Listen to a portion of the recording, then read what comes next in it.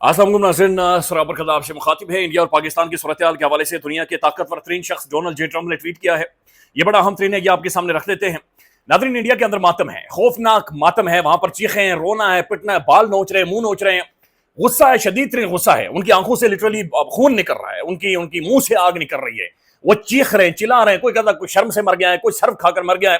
यानी बिल्कुल दो तीन ने तो स्टूडियो में आकर टकरे मारी।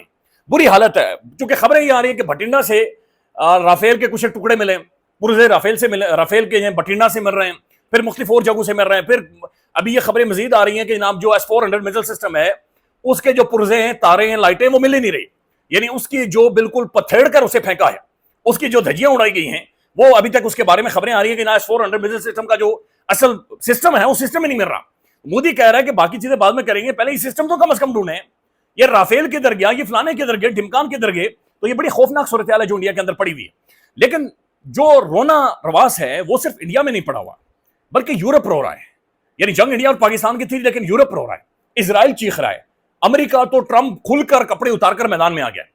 तो ये हुआ क्या है? ये जंग इंडिया और पाकिस्तान की थी, तो यूरोप क्यों रो रहा है? तो हकीकत यह है कि ये इंडिया की जंग थी नहीं, ये इंडिया की जंग बनती ही नहीं थी। असल में यूरोप ने खुद बाकायदा से इंडिया का पटा खोला और उसके बाद ताली बजाई के पड़ जाओ, और इंडिया पड़ गया और उसे अंदाजा नहीं था।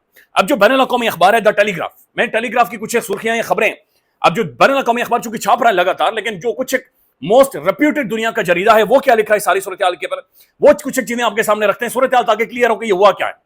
द डेली टेलीग्राफ ये लिख रहा है, Pakistan air force the undisputed king of the skies, के जो आसमानों की शहजादी हैं, या आसमानों का जो किंग है वो पाकिस्तानी एयरफोर्स है, पाकिस्तानी जंगी जहाज हैं। ये बैनुल अक़वामी अखबार लिख रहा है, बैनुल अक़वामी अखबार बाकायदा से लिख रहा है। द टेलीग्राफ ये खबर लिख रहा है कि इंडिया ने अपने राफेल को इंडियन बॉर्डर के 300 किलोमीटर दूर ले जाकर जमीन के नीचे दफन से बना दिया, कि जमीन के नीचे बंकरों में डाल दिया है।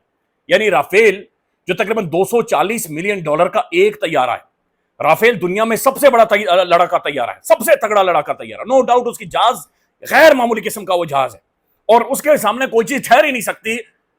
एक हफ्ता पहले तक ये कम से कम सोच मौजूद थी कि इसके सामने कोई चीज, इसका मुकाबला ही नहीं है। ये आवाज से ज्यादा तेज है, ये पता नहीं किससे ज्यादा तेज है, ये खा जाता है, राफेल खा जाता है।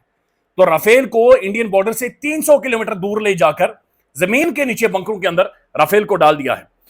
नाज़रीन, द टेलीग्राफ मजीद इस खबर के बारे में लिख रहा है जो कुछ असल में हुआ है, और ये बहुत बड़ी खबर है जो कुछ हुआ है।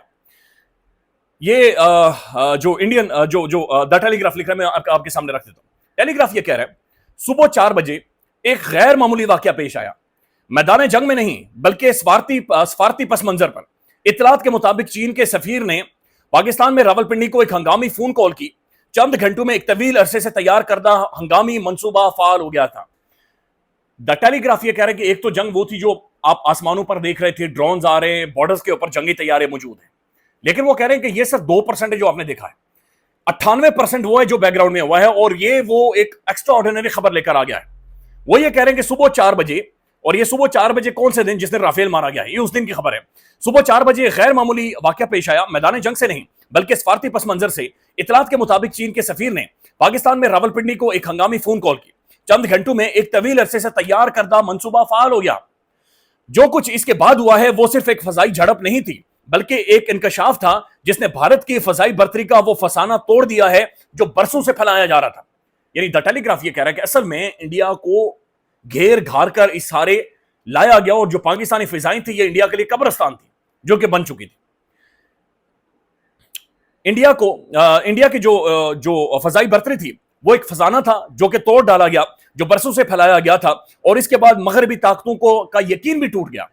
भारतीय फजाइया कई दिनों से तैयारी में मसरूफ थी। तकरीबन 180 तैयारे, 180 जंगी जहाज मगरबी मुहाज पर मरकूज थे।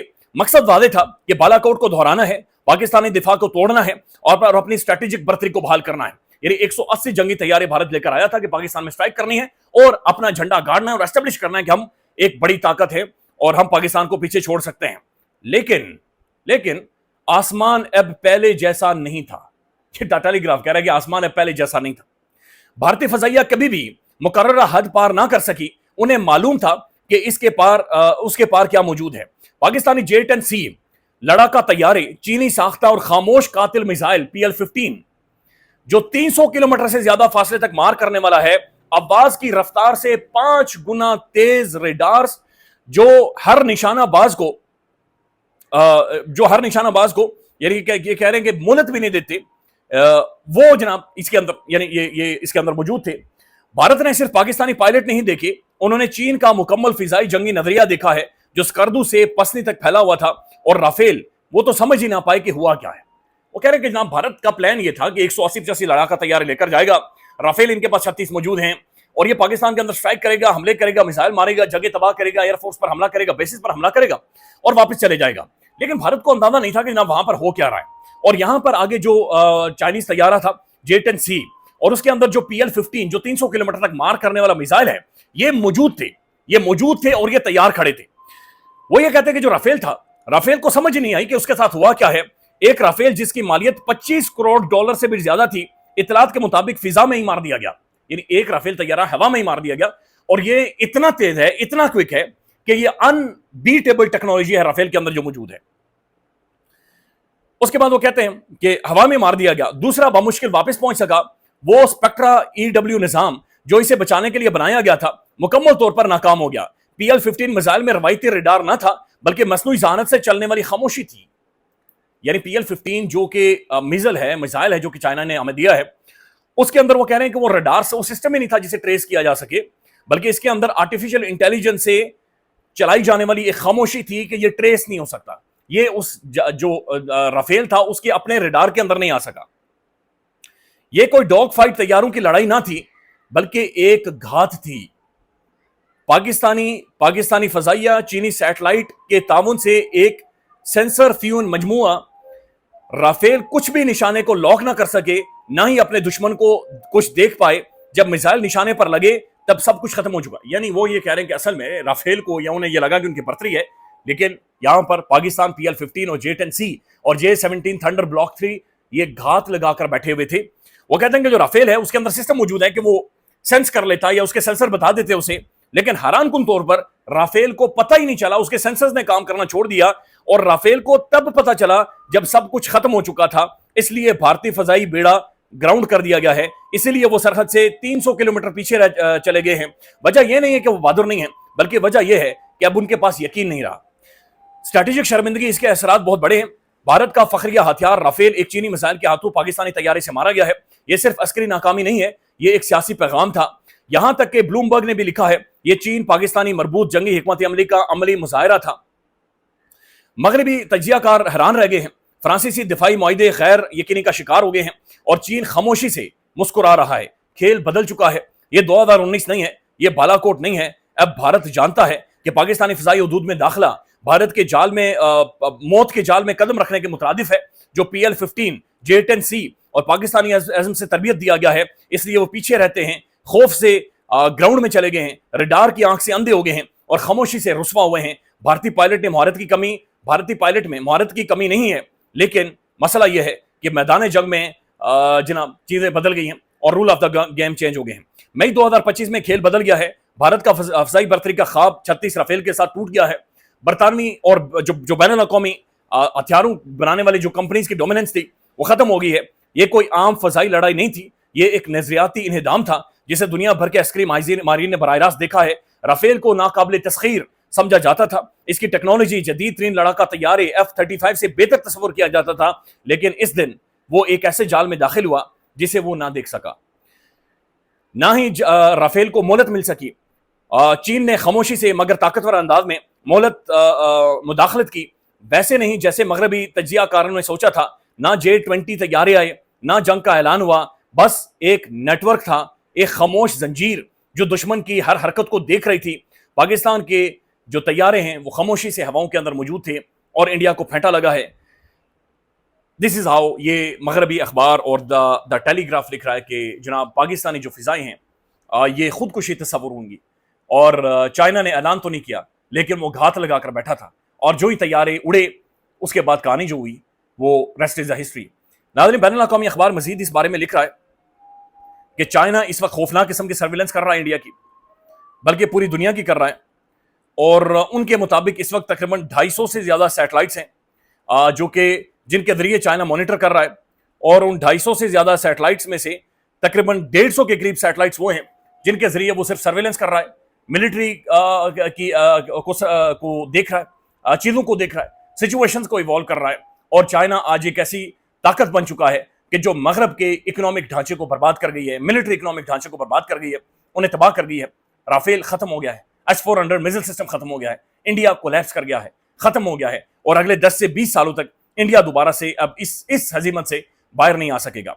नाज़रीन, कुछ सवाल जो अपनी जगह पर मौजूद हैं, और उनमें एक बड़ा सवाल यह है कि इंडस वाटर ट्रीटी का क्या होगा, पानी के मुआहदों का क्या होगा। कल एक बड़ी अहम तरीन मुलाकात होने वाली है, मीटिंग होगी, इंडियन ऑफिशियल्स और पाकिस्तानी ऑफिशियल्स मिलेंगे।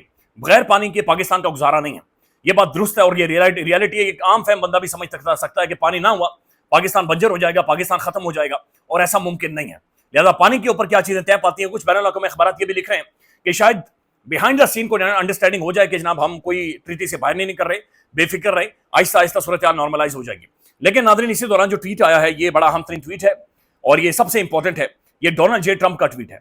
वो लिखता है कि I am very proud of the strong and the unwavering powerful leadership of the India Pakistan for having the strength, wisdom and the. अच्छा, ये ट्रंप दूसरा ट्वीट है जो कि बार बार लिख रहा है, और बड़ा प्राउडली लिख रहा है। ये वही ट्रंप है जिसने आज से चंद दिन पहले ये कहा था कि हमारा इस मामले से कोई ताल्लुक नहीं है। अब वो बार बार प्राउडली कह रहा है कि नहीं, मैं मीडिएट करूंगा, मैं इस मामले के अंदर आऊंगा और मैं चीजों को सॉर्ट आउट करूंगा। ट्रंप ये कह रहा है कि जनाब बड़ी मुबारक हो, और ये बड़ी अच्छी बात है कि इंडिया और पाकिस्तान, और इन्होंने विजडम दिखाया है, इन्होंने अच्छी सोच दिखाई है, और ये पीछे हट गए हैं, और बहुत बड़ी जो तबाही होनी थी वो नहीं हुई है।